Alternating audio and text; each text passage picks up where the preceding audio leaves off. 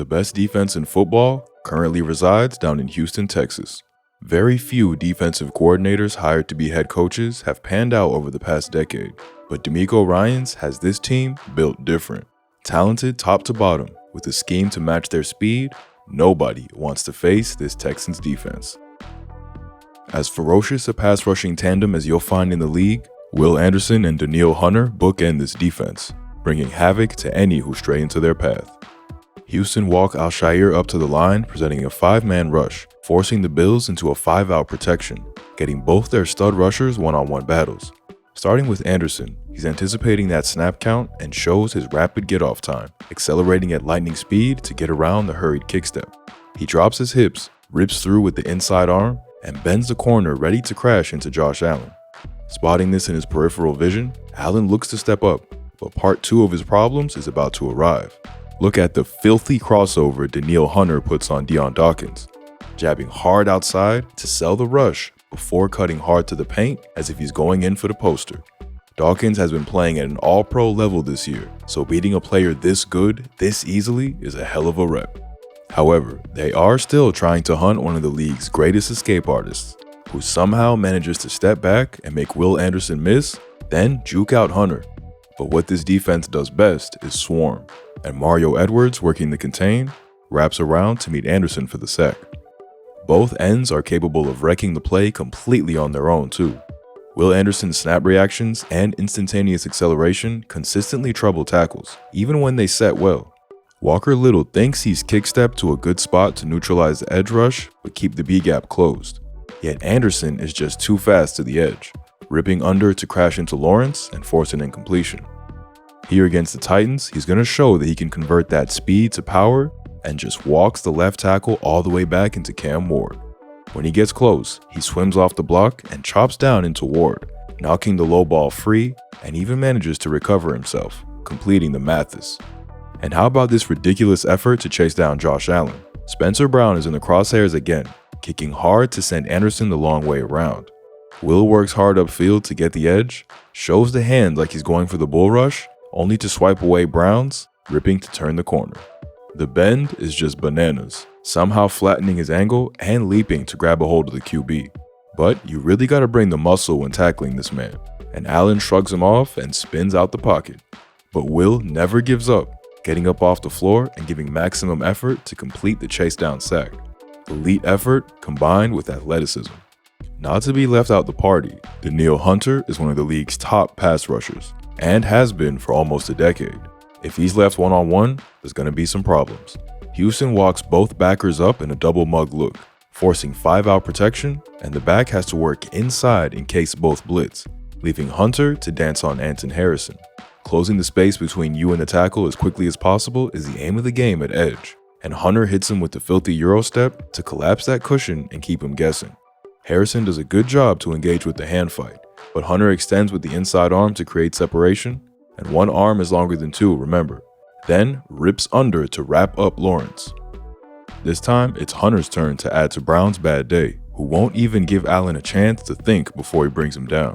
Brown sets wide, but Hunter notices him leave a shot to his chest, engaging, then hitting him with the pin pull, slingshotting himself through for the sack. And one more for good measure, because I can't leave this one out.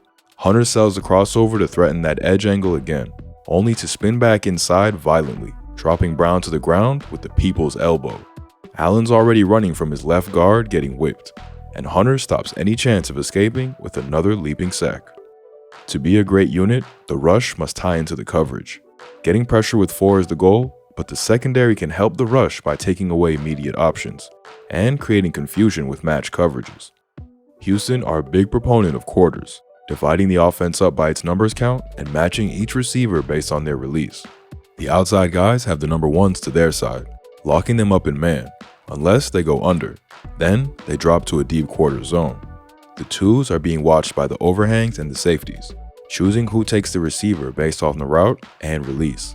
The mic is then watching the 3, and you can give a push call and swap with either overhang if there's a fast to the flat. Quarters not only allows for the matching of routes based on exactly what the offense runs, but provides players with an opportunity to get involved if there's no one for them to cover. Miles Bryant can clamp down on the dig with nothing vertical from the 2, and there's no receiver available for Trevor Lawrence, sending him into scramble mode. Look how well it does to distribute the Chiefs' routes in the condensed space of the red zone. Kansas City have a 4-strong formation called, pushing the other overhang player over to match between the 3 and 4 with the Mike, but everything else plays out exactly the same. Stingley clamps to the 1, Petri pushes to the fast 4, and the hook route and the drag are taken by the backer level. By the time a mesh player does come open, the pocket is squeezing around Mahomes, and he's off running like a toddler, trying to get any yard he can. Here's more nice distribution again here to deal with the trips formation and switch release. The Texans disguise like they're in single high man here, but have a quarters poach coverage called, having the near side safety poach over ready for any crosser, locking the backside in man coverage.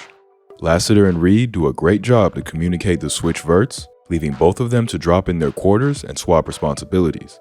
And with good coverage backside, DJ has run out of options. The jaws of life close in on the pocket, and there's nowhere to go but down. And back against the Chiefs, more quarters coverage with the very clever blitz.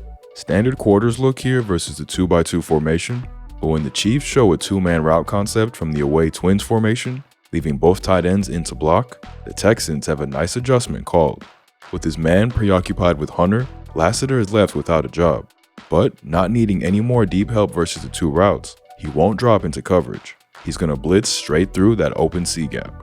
There's no way for the Chiefs to account for this in the protection, and Lassiter screams through the line and scares Mahomes into a throwaway. Having top corners makes the entire game easier. And there's an old adage in football: if you can, play man. The left side is occupied by Derek Stingley, who was an all-pro last year. But it's been second-year player Kamari Lassiter who's been the best corner for Houston over this 5-game win streak. Textbook snap here on the back shoulder fade, mirroring step for step on the release and squeezing his man into the sideline. Then timing the look back perfectly, reaching out a paw to swat this away. He'll get physical on these routes too, playing right up to the line of the whistle, pissing off receivers. There's grabbing, but it's going both ways, and it's brilliant mirroring again to work back on the cut. Eyes up, ready to swat it incomplete. That's not to say Stingley has been bad, just that Lassiter is playing awesome right now. Stingley has put up some all-pro reps, even if the plays have been more up and down this season. Not fooled or glued down by the hezzy, Stingley only redirects when his receiver does, climbing into the back pocket of his receiver and riding the drag route. T-Law thinks he can beat the tight coverage with a better throw, but he's sorely mistaken, as Stingley soars in front to catch this one-handed. Ridiculous.